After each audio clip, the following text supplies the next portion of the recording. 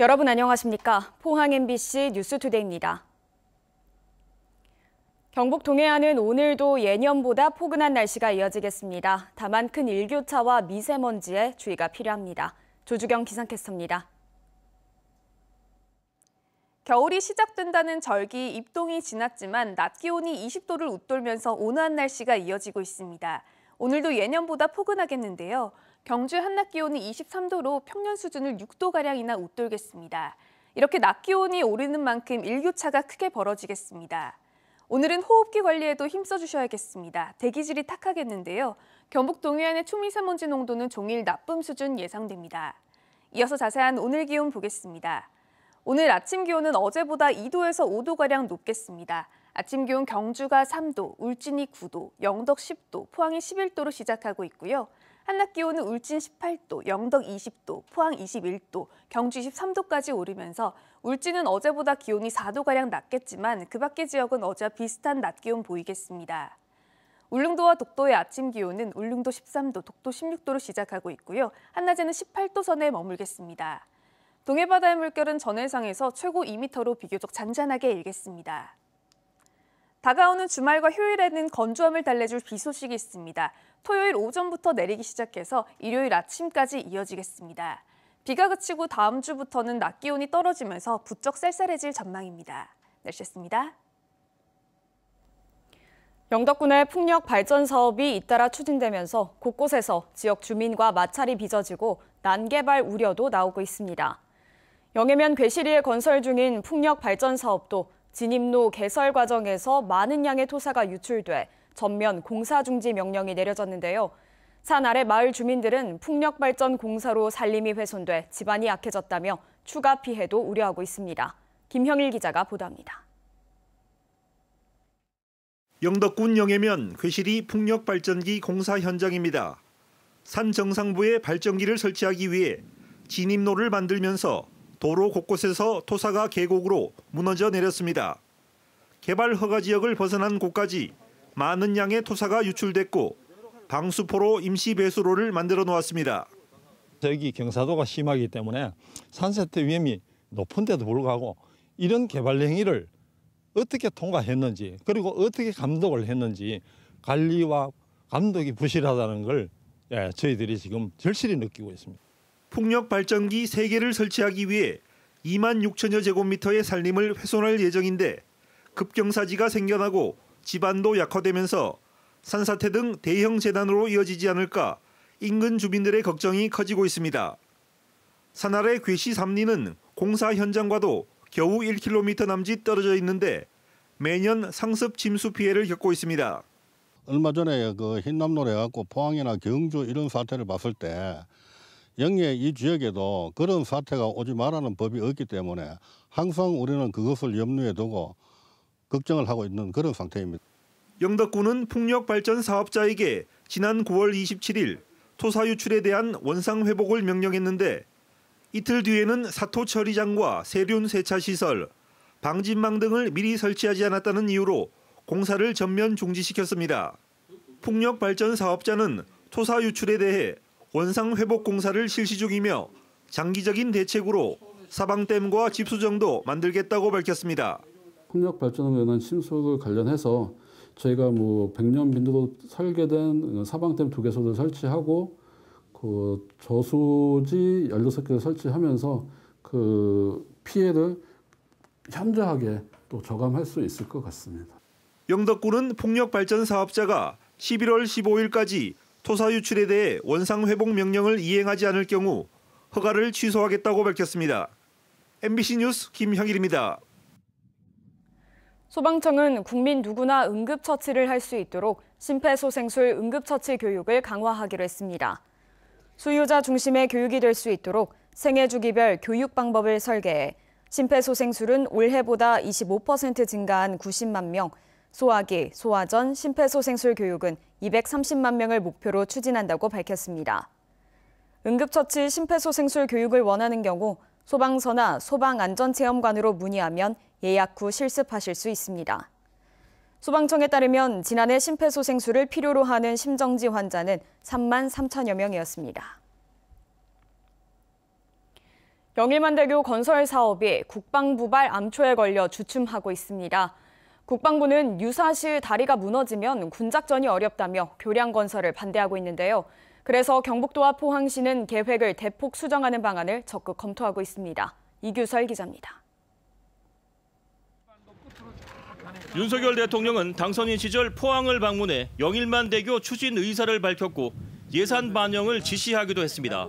그냥 그림으로 이렇게 딱 볼 때는 몰랐는데 성사가 안 되면 뭐 저 추경호 장관이 책임져야 되는 거 아닙니까?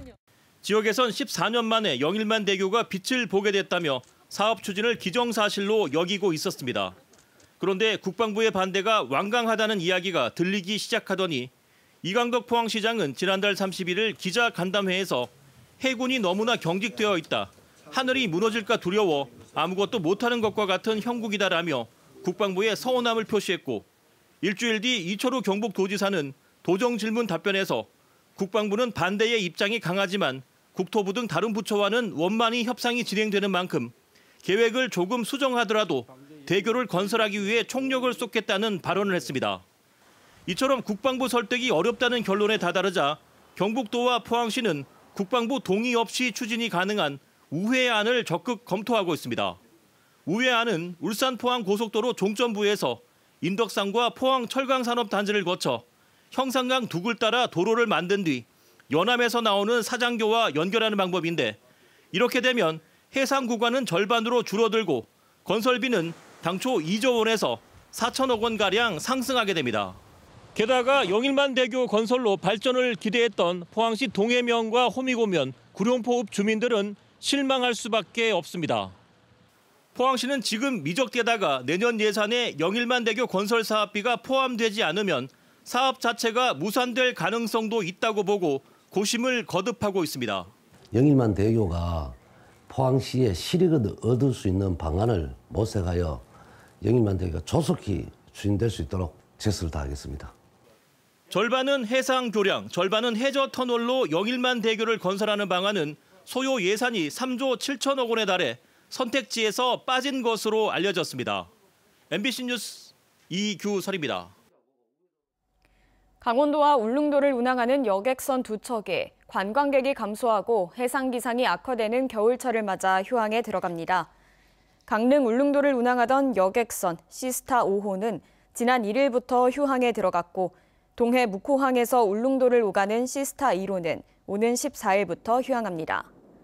하지만 포항과 울진, 후포 여객선 노선은 겨울철에도 정상 운항됩니다. 요즘 ABB 산업이라 불리는 인공지능, 빅데이터, 블록체인 산업은 대구시가 향후 50년 먹거리로 육성하는 산업입니다. 최근 과학정보통신부가 대구 수성 알파시티를 경기도 판교 벨리처럼 키우겠다고 선언하면서 더욱 탄력을 받고 있는데요.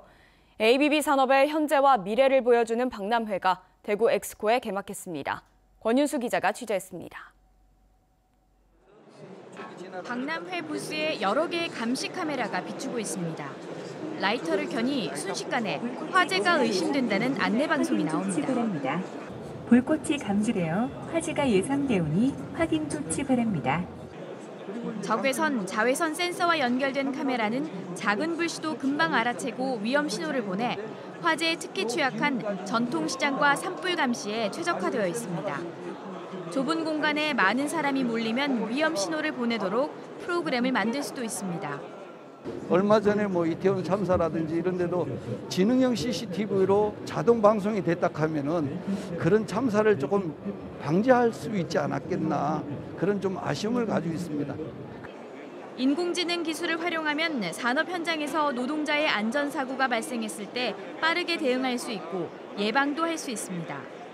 작업자의 위치와 생체 정보를 각종 센서와 CCTV와 연동하면 상황 분석과 대응이 편리해지기 때문입니다.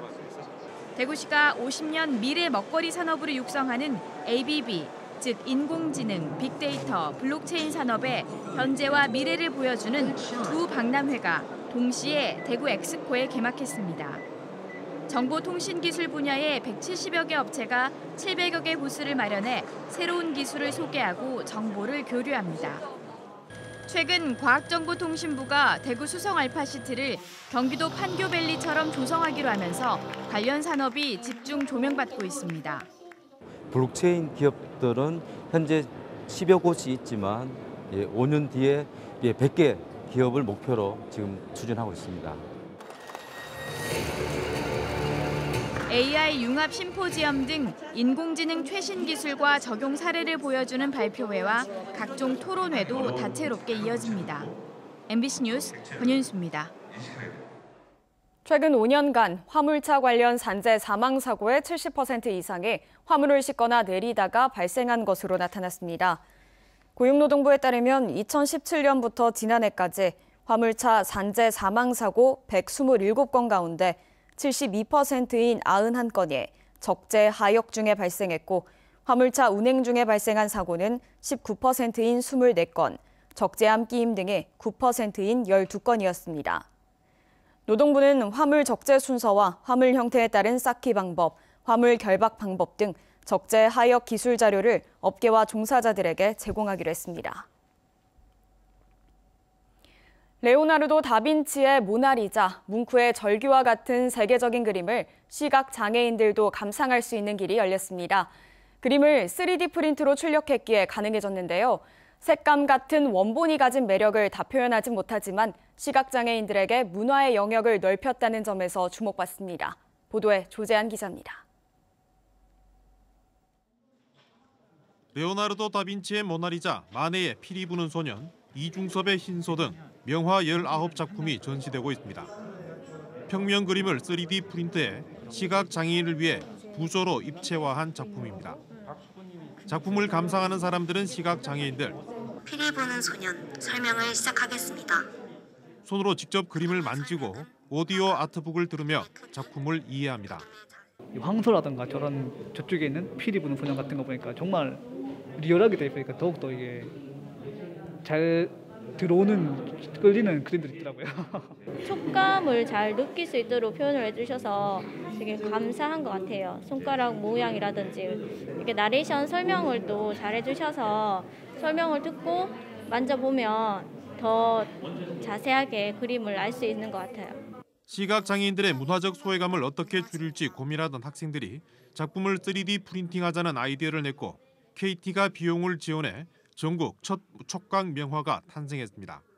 학생들끼리 직접 3D 모델링 기술을 배우고 큐레이팅 대본도 작성함으로써 시각장애인 분들에게 명화를 감상할 수 있는 공평한, 모두에게 공평한 기회를 제공하고자.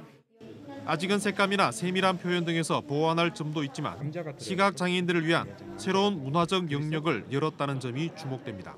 사회적으로 시각장애인들의 이런 예술이나 문화 향수에 대한 그 관심들이 계속 이어진다면은 뒤에는 아마 좀 더 완성도 높은 그런 작품들 통해서 시각장애인들이 입체 명화에 접근할 수 있는 그런 게 좀 좋아지리라고 믿습니다.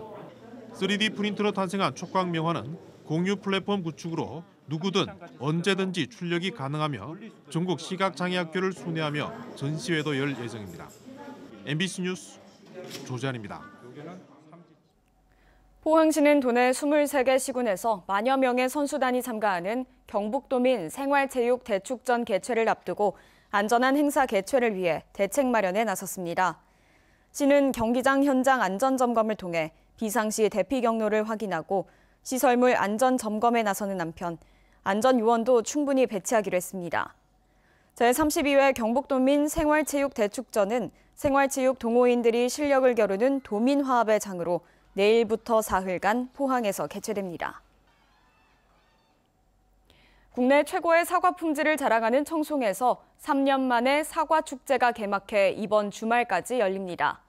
청송 사과축제는 농산물 축제로는 드물게 대한민국 문화관광축제로 지정됐는데요. 이태원에서 벌어진 12구 참사 영향으로 축제를 일주일 미뤘지만 참사 후 첫 문화관광축제여서 안전에 비상이 걸렸습니다. 이정희 기자가 보도합니다. 방망이로 사과를 두드려 사과잼을 만드는 꿀잼 사과난타. 체험 부스에는 청송 사과를 내건 이색 이벤트가 쉴 새 없이 돌아가고 품질 좋은 부사 사과, 노란 황금 사과를 살 수 있는 판매장에는 긴 줄이 늘어섰습니다. 청송 사과가 먹어본 중에 제일 맛있는 것 같더라고요. 사과도 사고 백숙도 먹고 청송백숙. 예, 중앙산 구경도 하고. 전국 최고의 사과 명성에 걸맞게 가장 맛있는 시기에 출하되는 데다 올해는 수확기 일조량까지 풍부해 어느 해보다 당도가 높습니다. 당도도 좋고 때깔도 좋고 맛도 아주 좋습니다. 그래서 전국에 제일 맛있는 사과라고 저희들은 자부를 하고.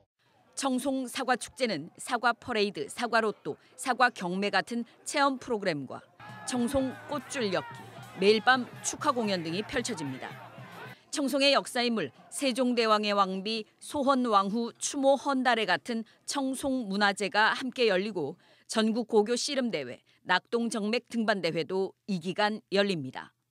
사과 축제가 지역 축제가 아닌 대한민국 축제입니다. 청송 사과 축제의 멋을 보시고 또 사과 맛도 보시고 이러시면 힐링이 되실 것입니다. 안전관리는 어느 때보다 강화했습니다. 안전이 우려되는 프로그램은 일부 조정했고 자체 점검에 정부 합동 점검을 거치고 안전요원도 대폭 늘렸습니다. 저희들이 수립한 236명의 안전관리요원 이외에 도경에서 24명 정도의 어떤 전후경을 관광객 수보다는 안전한 축제를 만드는데 3년 만에 우여곡절 끝에 개막한 청송 사과축제는 이번 주말인 13일까지 이어집니다. MBC 뉴스 이정희입니다. 경주시가 지난 9월 태풍 흰남노로 피해를 본 공공시설의 신속한 복구를 위해 전담반을 구성했습니다. 토목 직원 9명으로 구성된 전담반은 하천과 수리시설, 도로 등을 복구하고 진현동 소하천 개선 복구에 86억 원을 투입해 오는 2025년 준공할 예정입니다. 태풍 흰남노로 경주에선 공공시설 1,115억 원, 사유시설 94억 원의 피해가 발생했고 복구 예상 금액은 2,110억 원입니다. 경상북도 환동해 본부에 대한 행정사무감사가 다음 주 14일과 17일 경북도 의회에서 실시됩니다. 경북도의회 기획경제위원회는 오는 14일 오후 4시부터 경북도 원전 정책과 재생에너지 사업 등 에너지 정책 전반에 대해, 농수산위원회는 17일 오전부터 경북 동해안 지역 해양산업 전반에 대해 행정사무감사를 벌입니다. 정부 에너지 정책 변화 기조와 경북 동해안 해양산업 부가가치가 높아진 가운데 경북도의 정책 대응에 대해서도 관심이 높아지고 있습니다. 포항 남북구 보건소는 산행 중 음주로 인해 안전사고 발생 위험이 커질 수 있다며 등산객들의 주의를 당부했습니다. 전문가들은 음주 후 산행은 저체온증, 낙상 등의 위험을 높이고 특히 고혈압 환자들에게는 등산 중 음주가 더 위험하다고 경고했습니다. 하산 후 음주 역시 근육 형성에 악영향을 끼쳐 운동 효과를 반감시킨다고 덧붙였습니다. 고향사랑 기부제가 내년 1월부터 시행되는 가운데 경상북도는 답례품 선정위원회를 열어 답례품과 공급업체 선정 기준을 심의했습니다. 그리고 조만간 2차 회의에서 답례 품목을, 3차 회의에서는 공급업체를 순차적으로 선정할 예정입니다. 고향사랑 기부제는 개인이 본인 주소지를 제외한 고향과 지자체에 500만 원 한도 안에서 기부하면 기부액 30% 이내 상당의 지역 특산물을 답례품으로 받을 수 있는 제도입니다.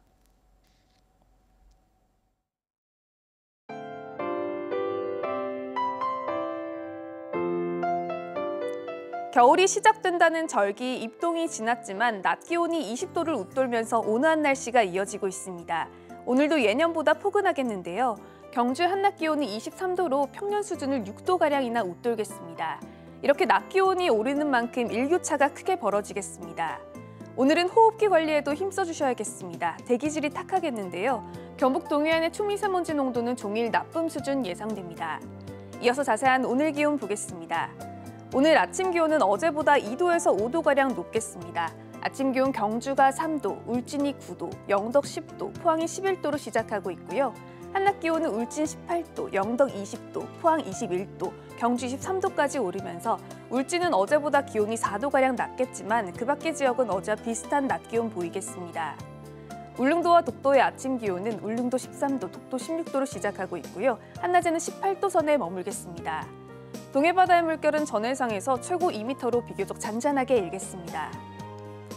다가오는 주말과 휴일에는 건조함을 달래줄 비 소식이 있습니다. 토요일 오전부터 내리기 시작해서 일요일 아침까지 이어지겠습니다. 비가 그치고 다음 주부터는 낮 기온이 떨어지면서 부쩍 쌀쌀해질 전망입니다. 날씨였습니다. 이상으로 포항 MBC 뉴스투데이를 마칩니다. 여러분 고맙습니다.